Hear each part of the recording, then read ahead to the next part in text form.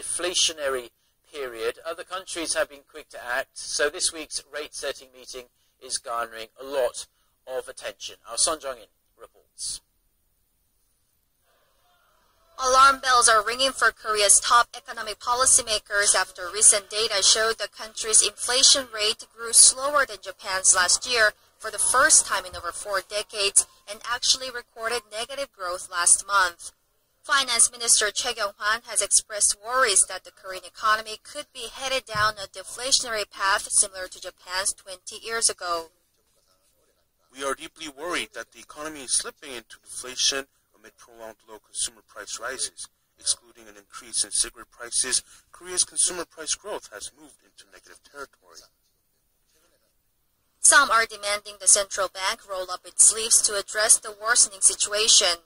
Unlike Japan and the Eurozone that are slashing interest rates and easing their monetary policies, Korea has kept its rate steady at 2% for the past 4 months.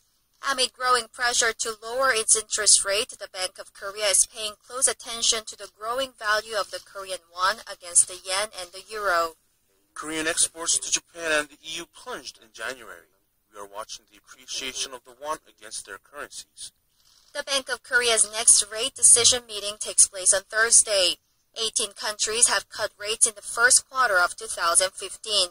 Experts say Korea needs to do the same to help the country's exporters retain some price competitiveness in global markets. Son Jung-in, Arirang News.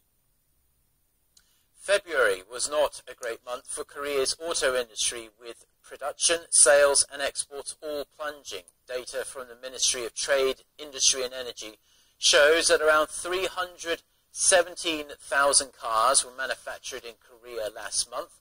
That's down 12% from the same month last year. Outbound shipments of Korean automobiles dropped almost 14% to 210,000 in the same period. And while domestic sales of Korean cars dropped over 4% last month, imported car sales spiked 25%. The ministry attributed the tumble in production and exports to the 5-day Lunar New Year holiday. And experts are warning that Korea's manufacturing sector, a key driver of the economy, has become worryingly dependent on the IT industry in recent years. They say the country needs to find a more balanced export structure. Our Connie Kim reports. Korea's manufacturing sector has grown over the years, but a recent study shows it may be too dependent on the IT industry, prompting calls for diversification.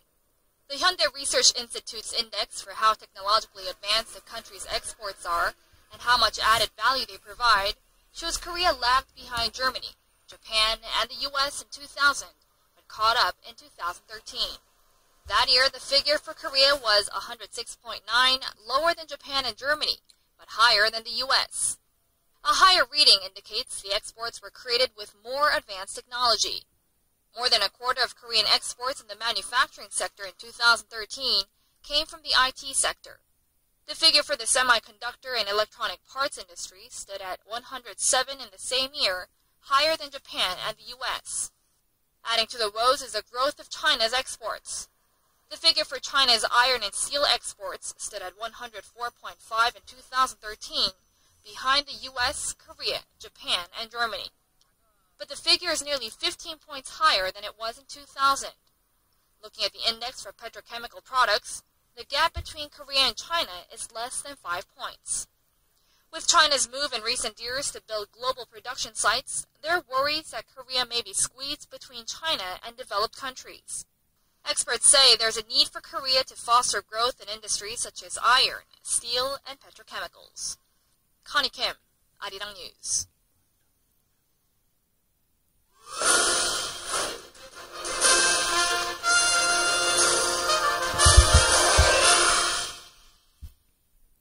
Now, animated characters are loved by people all over the world, and Korea's character market has been taking huge strides forward in recent years. For this week's Industry Insight, we take a look at where Korea stands right now and what it can do to go to the next level.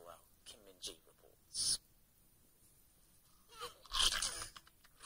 This 90-second cartoon featuring two larvae and their quirky adventures inside a brain is entertaining enough to attract viewers both young and old, even without dialogue. Created by Chuba Entertainment in 2011, Larva is now broadcast in over 100 countries and is being made into more than 1,000 products. From the early stages of development, we focused on multinationalization. Body language is somewhat universal, so we could easily create a sensation across different markets. But it's just one of few success stories. Korea has a relatively short history in the character business and lacks infrastructure and global networks. On top of this, there's still a deep-rooted perception that cartoon characters are just for kids.